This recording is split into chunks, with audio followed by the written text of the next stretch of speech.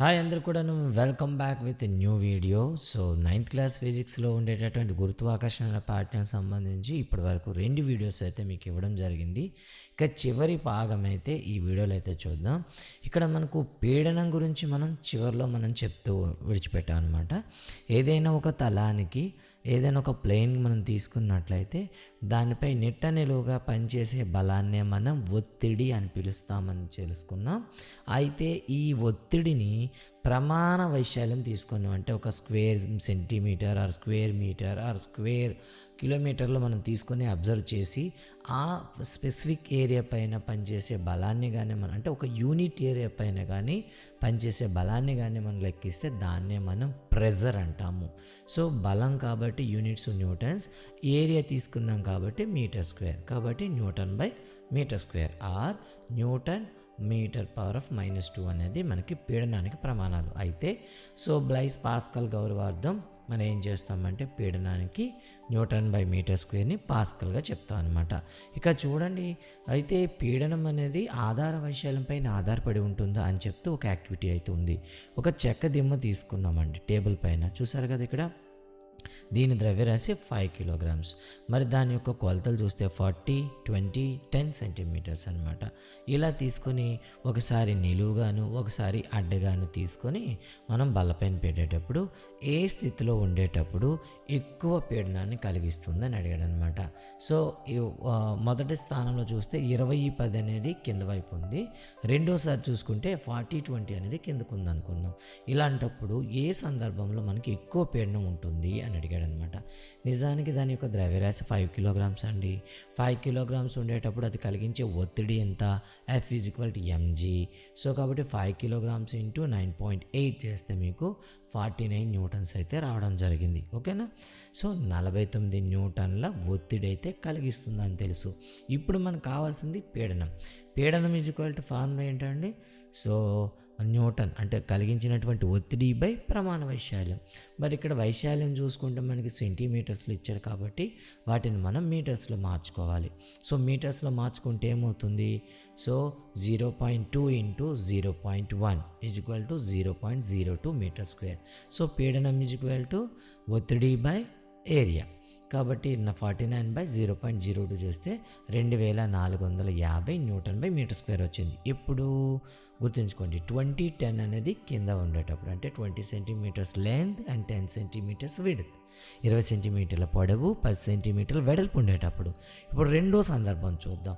40 సెంటీమీటర్ల పొడవు 20 సెంటీమీటర్ల వెడల్పు, కాబట్టి ఇక్కడ ఏమవుతుంది? 0.24 × 0.2. ఓకేనా?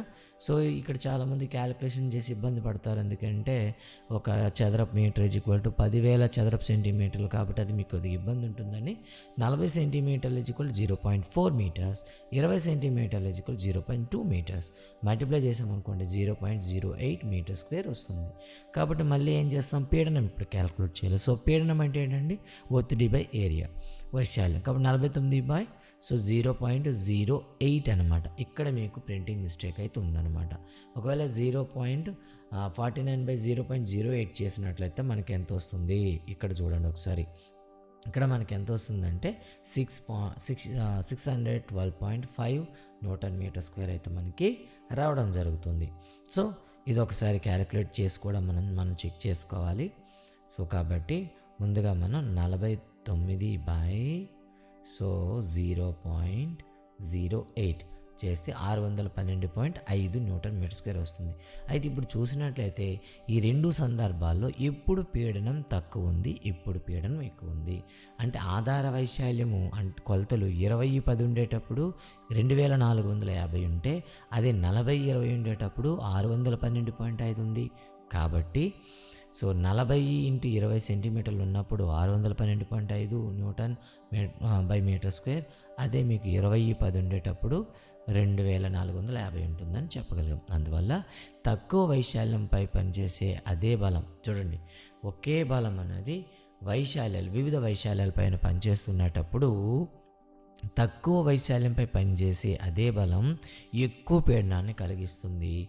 అదే బలం ఎక్కువ వైశాల్యంపై పనిచేస్తే తక్కువ పీడనాన్ని కలిగిస్తుంది. అందుకే మేకులకు పదువైన మొనలు, కత్తులకు పదునైనటువంటి అంచులు, భవనాలకు విశాలమైన పునాదులను ఉండడానికి ఇదే కారణం అనమాట. భవనాలకి కిందన పునాదులు వేసేటప్పుడు కిందన మనకి ప్లేట్లు వేస్తారు. సో పిల్లర్స్ కింద ప్లేట్లు వేస్తారు. అంటే పిల్లర్ కింద మీరు ఎంత పెద్ద ప్లేట్ వేస్తే ఆ నేలపైన అంత ప్రెజర్ తగ్గిపోతుంది. కాబట్టి ఎక్కువ కాలం భవంతి నిలబడుతుందన్నమాట. కాబట్టి సో ఆధార వైశాల్యం పెరిగినట్లయితే మనకి పీడనం తగ్గుతుంది. ఆధార వైశాల్యం తగ్గినట్లయితే పీడనం పెరుగుతుంది. ఇక తర్వాత వచ్చే అంశం ప్రవాహులలో పీడనం. ప్రవాహులు అంటే ఏమిటి? ద్రవాలు, వాయువులు.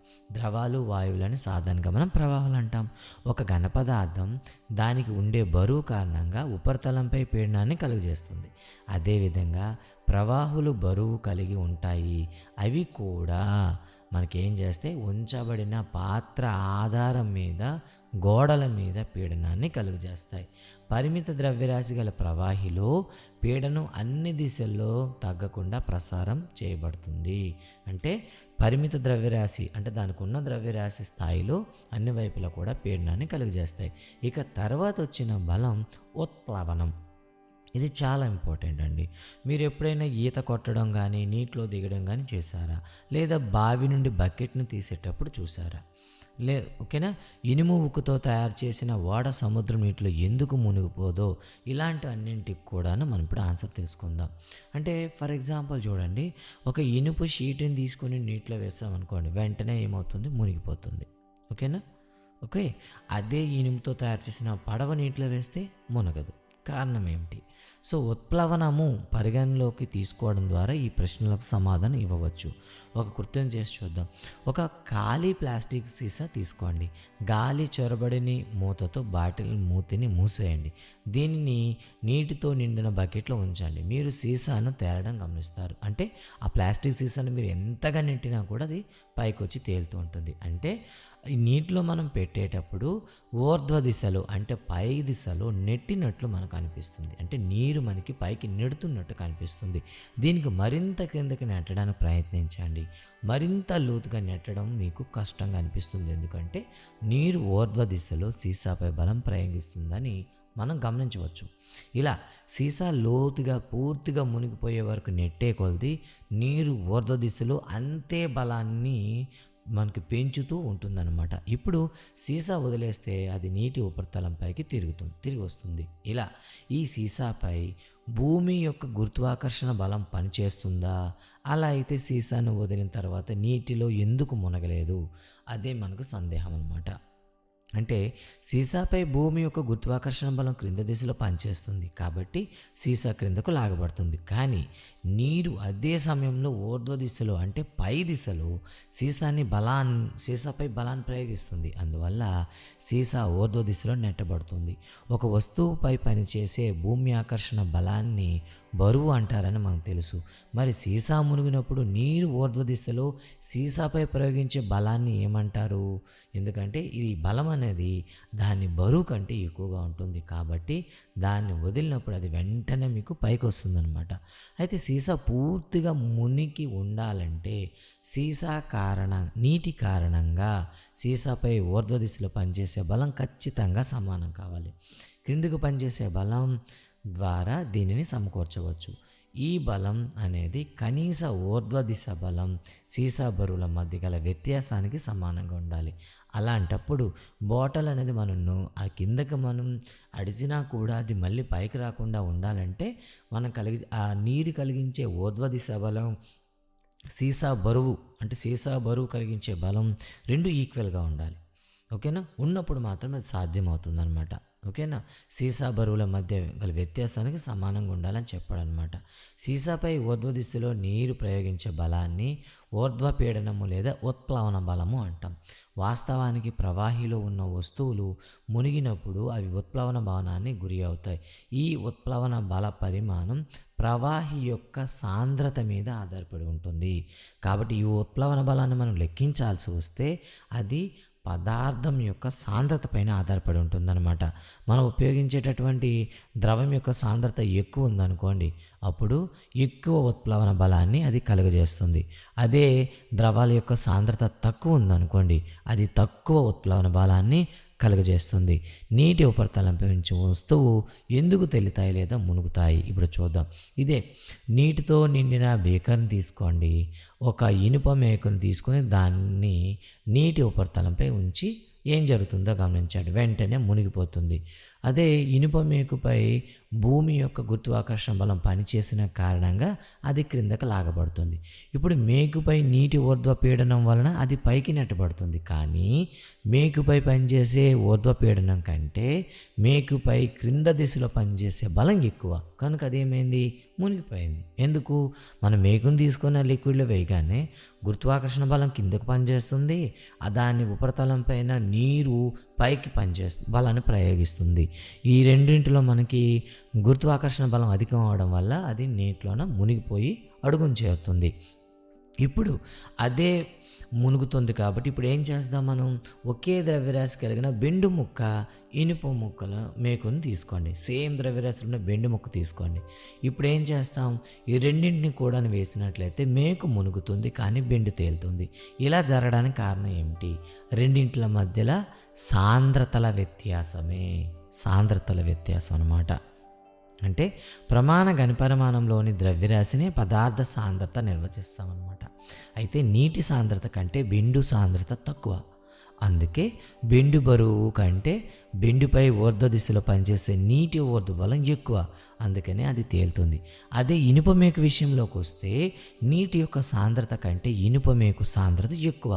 కాబట్టి ఇనుప మేకు బరువు కంటే ఇనుప మేకుపై ఊర్ధ్వ దిశలో పనిచేసే బలం తక్కువైపోయింది, అందుకే ఇది వెంటనే మునిగిపోతుంది. అందువల్ల ద్రవం కంటే తక్కువ సాంద్రత కలిగిన వస్తువులు ద్రవం మీద తేలుతాయి, ద్రవం కన్నా ఎక్కువ సాంద్రత కలిగిన వస్తువులు నీటిలో మునిగిపోతాయి. కొన్ని ప్రశ్నలు ఇచ్చాడండి. సన్నని బలమైన తీగలు తయారు చేసేటప్పుడు చేయబడిన పట్టీలు గల స్కూల్ బ్యాగ్ని పట్టుకోవడం కష్టం. ఎందుకంటే మనం స్కూల్ బ్యాగ్ వేసుకునేటప్పుడు మొత్తం భారం, ఆ బరువు ఏదైతే ఉందో అది పట్టీల పైన ప్రభావం చూపుతుంది.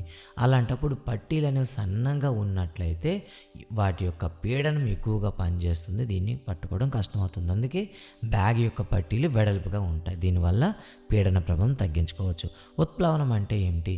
నీటిలో ఉండే ఏ వస్తువు పైన సరే నీటిలో ఉండేటటువంటి అణువులు ఉపరితలం పైకి కలిగించే, అంటే ఆ వస్తువుపై ఊర్ధ్వ దిశలో కలిగజేసే బలాన్ని ఉత్ప్లవనం అంటారు. నీటి ఉపరితలంపై ఉంచిన వస్తువులు తేలుతుందా లేదా మునుగుతుందా? ఎందుకు? నీటి ఉపరితలంపైన ఉంచిన వస్తువుల్లో నీటి సాంద్రత కన్నా తక్కువ సాంద్రత ఉన్నవి తేలుతాయి, నీటి సాంద్రత కన్నా ఎక్కువ సాంద్రత ఉండే వస్తువులు మునుగుతాయి. దీని ఆధారంగా ఆర్కిమిడీస్ ఒక సూత్రాన్ని తయారు చేశాడు. ఒక రాయిని తీసుకొని దానికి రబ్బర్ తీగ ఒక చివర లేదా స్ప్రింగ్ త్రాసును కట్టండి. సో 9.6 ఇక్కడ చూశారు కదా, ఇలా అనమాట. చూపిన విధంగా రాయి బరువు వలన తీగ యొక్క పొడవులో సాగుదల లేదా స్ప్రింగ్ త్రాసు రీడింగ్లు గుర్తించండి. అంటే ఒక రాయిని తీసుకోండి, ఒక రబ్బర్ బ్యాండ్ ఉంటే రబ్బర్ బ్యాండ్, ఒకవేళ మీద స్ప్రింగ్ త్రాసు ఉంటే స్ప్రింగ్ త్రాసు, ఇలా మనం ఏం చేస్తాం, దీనికి అటాచ్ చేస్తాం అనమాట. దీన్ని మనం ఏం చేస్తాం, మనం వాటర్లో డిప్ చేస్తాం, అంటే నీటిలో ముంచుతాం. ఇప్పుడు రబ్బర్ అనేది బయట ఉండేటప్పుడు బరువు ప్రభావం వల్ల రబ్బర్ బ్యాండ్ మీకు సాగుంటుంది. ఎప్పుడైతే నీటిలో పెట్టారో రబ్బర్ బ్యాండ్ అనేది కాస్త పుట్టిదవుతుంది. అదే మీకు స్ప్రింగ్ త్రాస్లో చూస్తే సాధారణంగా ఉండేటప్పుడు ఇది ఒక 4.5 చూపించింది అనుకో రీడింగ్. సో నీటిలో పెట్టేటప్పుడు ఆ రీడింగ్ అనేది తగ్గుతూ వస్తుంది అనమాట. ఇలా ఎందుకు తగ్గుతూ వస్తుంది చూద్దాం. అంటే గాలిలో వేలాడదీసినప్పుడు రాయి బరువు వల్ల రబ్బర్ తీగ పొడవులో సాగుదల కనిపించవచ్చు, అదే రాయి నీటిని ముంచడం వల్ల పొడవులో సాగుదల తగ్గుతుందని చెప్పవచ్చు. ఇక్కడ చూడండి, ఇక్కడ ఓకే, ఇలా అనమాట. ఓకే, రాయి నీటిలో మునిగే కొద్దీ తీగ యొక్క పొడవులోని సాగుదల లేదా త్రాసు యొక్క రీడింగ్లో తగ్గుదలను మీరు కనుగొంటారు. అయినప్పటికీ ఒక రాయి పూర్తిగా నీటిలో మునిగిన తర్వాత ఎటువంటి మార్పు కనిపించదు. తీగ యొక్క పొడవులో కలిగిన సాగుదలలో తగ్గుదల కానీ లేదా స్ప్రింగ్ త్రాసు రీడింగ్లో కానీ తగ్గుదలను మీరు ఊహించరు. ఎందుకలా? తీగ పొడవులోని సాగుదల లేదా స్ప్రింగ్ త్రాస్ రీడింగ్లో పెరుగుదల కారణం రాయి బరువు అని మనకు తెలుసు. రాయిని నీటిలో ముంచగానే తీగ పొడవు తగ్గిందంటే రాయిపై కొంత ఊర్ధ్వ దిశలో బలం పనిచేసిందన్నమాట. అంటే స్ప్రింగ్ అంటే మనం మొత్తం బలం రబ్బర్ మీద పడకుండా కింద నుండి కొంత బలం పనిచేయడం వల్ల రబ్బర్ సాగిద తగ్గిందనమాట. ఫలితంగా నికర బలం తీగపై తగ్గడం వల్ల తీగలో సగుదల కూడా తగ్గుతుంది. ఇంతకుముందు చర్చించినట్లుగా ఊర్ధ్వ దిశలో నీటి కలుగు చేయబడే బలాన్నే మనం ఇక్కడ ఉత్ప్లవన బలము అంటారు. అయితే ఉత్ప్లవన ప్రభావం వస్తువులపై పనిచేసే బల పరిమాణం ఎంత? అన్ని ప్రవాహాల్లో కూడా వస్తువుపై ఇది ఒకేలా ఉంటుందా? ఇచ్చిన ప్రవాహులు అన్ని వస్తువులు ఒకే ఉత్ప్లవనాన్ని కలిగి ఉంటాయా? ఈ ప్రశ్నలకు సమాధానం ఆర్కిమెడిస్ సూత్రం నుండి లభించింది. మరి ఈ ఆర్కిమెడిస్ సూత్రం ఏంటో చూద్దాం. ఒక వస్తువు ఒక ప్రవాహిలో పాక్షికంగా కానీ పూర్తిగా కానీ ముంచినప్పుడు ఆ వస్తువు తొలగించిన ప్రవాహి బరువుకు సమానమైన బలం ఆ వస్తువుపై ఊర్ధ్వ దిశలో పనిచేస్తుంది.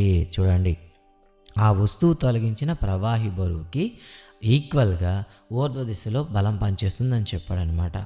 అంటే మనకి రాయి పూర్తిగా నీటిలో మునిగిన ఉన్నప్పుడు తీగ యొక్క పొడవులో మరింత తగ్గుదల ఎందుకు గమనించబడదో మీరు గమనించవచ్చు. అంటే రాయి సగం మునిగినప్పుడు కానీ పూర్తిగా మునిగినప్పుడు కానీ దాన్ని పైకెత్తేటటువంటి ఆ ఊర్ధ్వ బలం ఏదైతే ఉందో అది స్థిరంగా ఉంటుంది, అది ఇప్పుడు మారదనమాట. దీన్ని కనుగొనడానికి ఆర్కిమెడిస్ గ్రీకు దేశ శాస్త్రవేత్త తన స్నానపు తొట్టెలోకి దిగినప్పుడు అందులో నీరు పొర్లిపోవడం గమనించిన తర్వాత ఈ సూత్రాన్ని కనుగొన్నాడు. తదనంతరం సూత్రాన్ని అతని పేరు పెట్టడం జరిగింది. అతను యూరేకా అంటే నేను కనుగొన్నానని అరుస్తూ వీధిలోకి పరిగెత్తాడు. రాజు కోసం తయారు చేయబడిన బంగారు కిరీటంలోని బంగారం యొక్క స్వచ్ఛతను నిర్ధారించడానికి ఈ జ్ఞానం అతనికి సహాయపడింది. గణితము మరియు యాంత్రిక శాస్త్ర రంగంలో చేసిన కృషికి అతను ప్రముఖుడిగా మార్చినది. మేటలు, కప్పీలు, చక్రాలు, ఇరుసులపై ఇతరుల గల అవగాహన గ్రీకులు రోమన్ల మధ్య జరిగిన యుద్ధాల్లో గ్రీకు సైనికులకి ఎంతగానో ఉపయోగపడింది. ఈ విధంగా ఆయన గురించి అయితే మనం తెలుసుకోవచ్చు. అంతేకాకుండా ఆర్కిమెడిస్ సూత్రాల అనువర్తనాలు అనేకం. ఇది నౌకలు మరియు జలాంతర్గాముల రూపకల్పనలో ఉపయోగపడుతుంది. పాల నమూనాలలో స్వచ్ఛత నిర్ణయించడానికి లాక్టోమీటర్లు, ద్రవాల సాంద్రత నిర్ణయించడంలో హైడ్రోమీటర్లు కూడా ఆర్కిమెడిస్ సూత్రాన్ని ఉపయోగిస్తారన్నమాట. అయితే ప్రశ్నలు అయితే కొన్ని ఉన్నాయి. ఒక బరువు తూచే యంత్రం మీద మీ ద్రవ్యరాశి 42 కిలోగ్రాములు ఉన్నట్లుగా మీరు గుర్తించారు. మీ ద్రవ్యరాశి 42 కిలోగ్రాముల కంటే ఎక్కువ లేదా తక్కువ?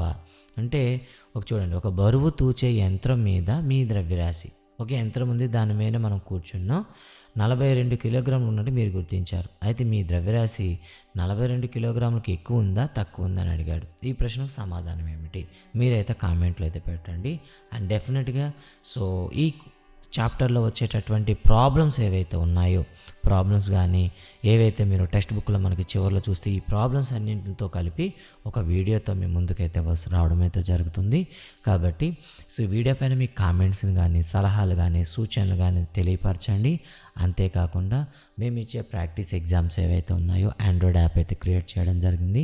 ఆ యాప్లో మీ టెట్ అండ్ డిఎస్సికి సంబంధించినటువంటి లెసన్ వైజ్ ప్రాక్టీస్ క్వశ్చన్లని ఇప్పటికే దాదాపుగా 2000 పైగా క్వశ్చన్లు యాడ్ చేయడం జరిగింది, పర్టికులర్గా ఫిజిక్స్ అండ్ బయాలజీలో కలిపి. అండ్ అదనంగా మరో 2500 క్వశ్చన్లు అనేవి తయారు చేస్తూ ఉన్నాం, వాటిని కూడా అప్లోడ్ చేస్తున్నాం. కావున వీలైనన్ని ఎక్కువ ప్రశ్నలకు సమాధానాలు రాసి మీరు మెయిన్ ఎగ్జామ్లో కన్ఫ్యూజ్ అవ్వకుండా జాగ్రత్త పడగలని ఆశిస్తున్నాను. ఇప్పుడే కింద డిస్క్రిప్షన్లో ఉన్న యాప్ని డౌన్లోడ్ చేసుకోండి అండ్ మీ యొక్క సక్సెస్ రేట్ని పెంచుకోండి. అండ్ అంతేకాకుండా ఈ వీడియోస్కి మరింత విశ్లేషణాత్మక వీడియోస్ అనేవి తయారు చేసి యాప్లో అప్లోడ్ చేయడం కూడా జరుగుతుంది. వాటిని కూడా మీరు చూసి మీ యొక్క గమ్యాన్ని చేరుకోగలని ఆశిస్తూ thank you very much. Next వీడియోలో అయితే మనం ఈ తర్వాత లెసన్ అయినటువంటి పని మరియు శక్తి పాఠ్యాంశంతో మీ ముందుకైతే వస్తాను. అంతవరకు thank you very much. Bye. Jai Hind.